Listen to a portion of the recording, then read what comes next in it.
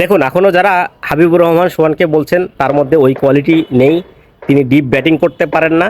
Quality বলারদের বিপক্ষে তাকে দিয়ে চলবে না।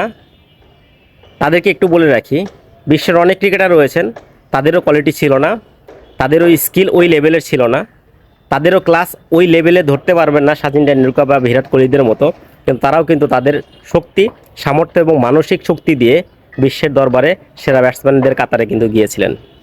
হতে পারে এই নামে, এই কাতারে তিলকরাত্নে দিলশানের নাম অবশ্যই উঠে আসার মতো একজন ব্যাটসম্যান তিনি ছিলেন। আমি ওই আলোচনায় যাব না, তবে হাবিবুর রহমান সোহানকে নিয়ে আমরা স্বপ্ন অবশ্যই দেখতে পারি। তিনি যে কোয়ালিটি বলারদের বিপক্ষে খুব ভালো না, এটা হয়তো আমিও বিশ্বাস করি। কিন্তু প্রত্যেকটা দলের বা প্রত্যেকটা বিপক্ষ দলেরই যে সবগুলো কোয়ালিটি বলার রয়েছে সেটাও কিন্তু নয়। যেসব সাধারণ মানের বলার রয়েছে তাদেরকে যে শায়েস্তাটা হাবিবুর রহমান সোহান করতে পারে, সেটা বাংলাদেশে কোনো ব্যাটসম্যানই পারে না। এটা আপনাকে বিশ্বাস করতেই হবে।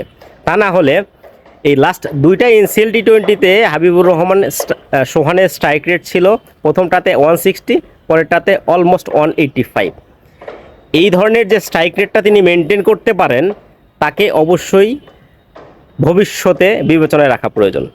এবং তার বড় উদাহরণ এই Asia cup rising star tournament, যেখানে বাংলাদেশ ফাইনালে উত্তীর্ণ হয়েছে। অবশ্যই সেখানে হাবিবুর রহমান সোহানের সবচেয়ে বড় অবদান ছিল।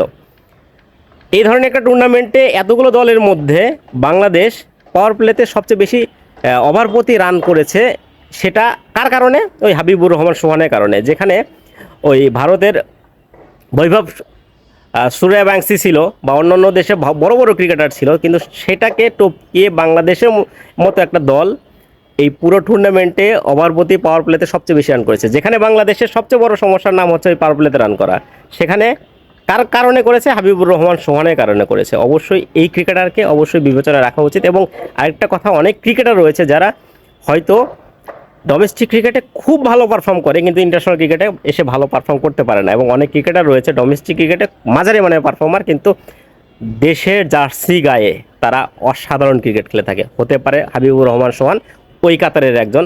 দেশের গায়ে, দেশের জার্সি গায়ে তিনি যে পারফর্মটা করেছেন, অবশ্যই এটাকে নজরে রাখা প্রয়োজন। এবং তিনি ভবিষ্যতে হয়তোবা এর চেয়ে ভালো পারফর্ম করতে পারবেন বলে আমি অন্ততপক্ষে বিশ্বাস করি।